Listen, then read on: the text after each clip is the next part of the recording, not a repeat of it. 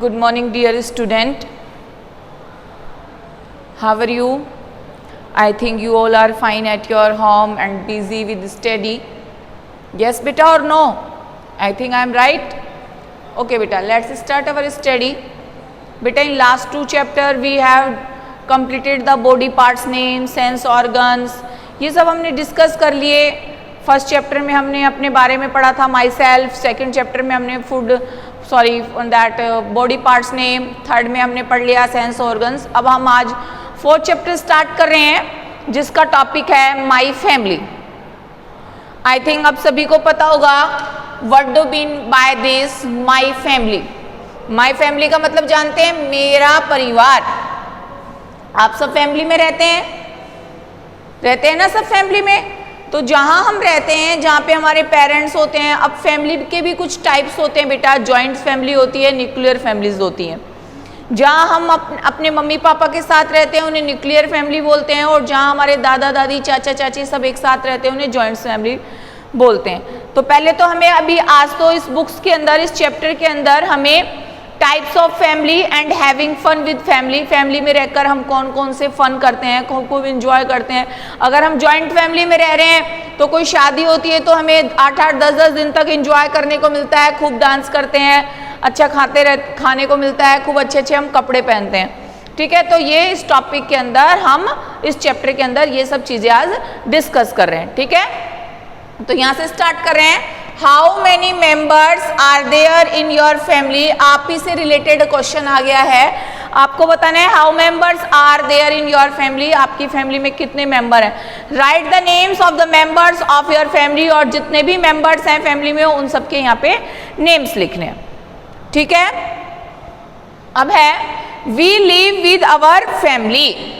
क्या लिखा है कि we live with our family. हम अपने परिवार के साथ रहते हैं.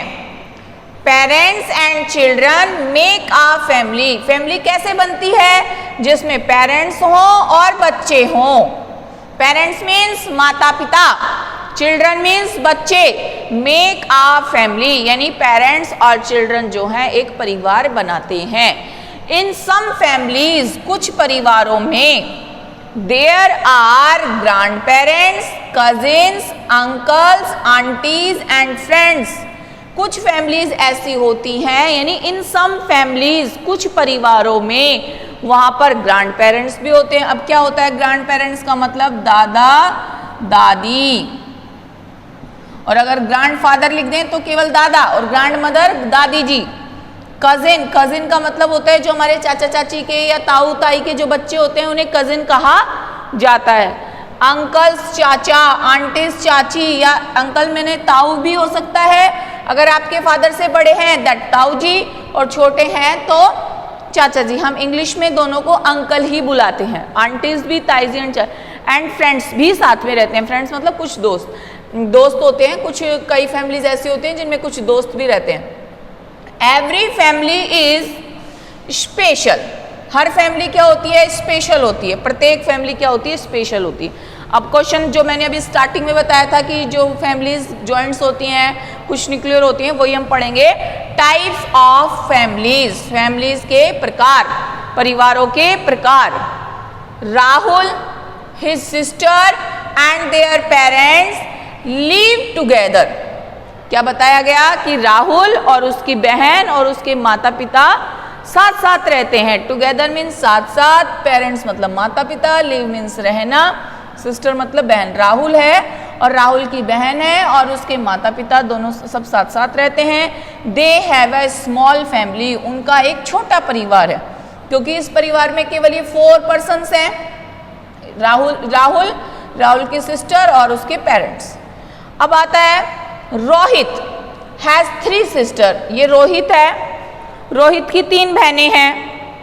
They live with their parents and their pet dog. ये कैसे रहती हैं? They live with their parents, ये तीनों बहनें और रोहित अपने माता पिता के साथ, एंड देयर पेट डॉग, और उनके पास एक पालतू कुत्ता भी है. पेट मीन्स पालतू, डॉग मीन्स कुत्ता, जिसका नाम तुब्बू है. They have a they have a big family. अब इनकी फैमिली थोड़ी बड़ी हो गई, उसमें तो केवल 4 ही व्यक्ति थे, 4 ही लोग थे। अब यहाँ पे कितने हो गए, 3 तो उसकी सिस्टर हो गई, एक रोहित, 4 तो ये, और एक मम्मी पापा 6, और एक उनके साथ उनका एक डॉगी जिसको उन्होंने पाल रखा है। तो इनकी फैमिली हो गई बिग। ठीक है, अब आ रहा है सिमी एंड विवेक। 2 बच्चे हैं, Simi and Vivek live with their mother, अपनी मदर के साथ रहते हैं केवल।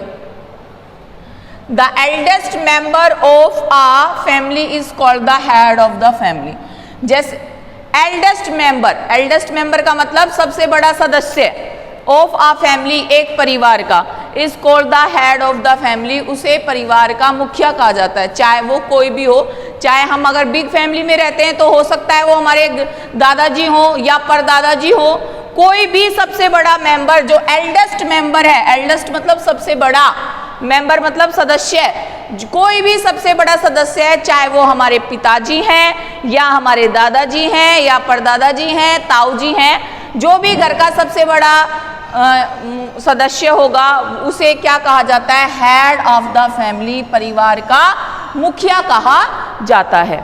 समझ में आया इतना? तो हमने 3 फैमिलीज के 2 फैमिलीज पढ़ी, बिग फैमिली और स्मॉल फैमिली। जब आप बड़ी क्लासों में चले जाओगे इनके नाम जॉइंट फैमिली और न्यूक्लियर फैमिली कहे जाएंगे।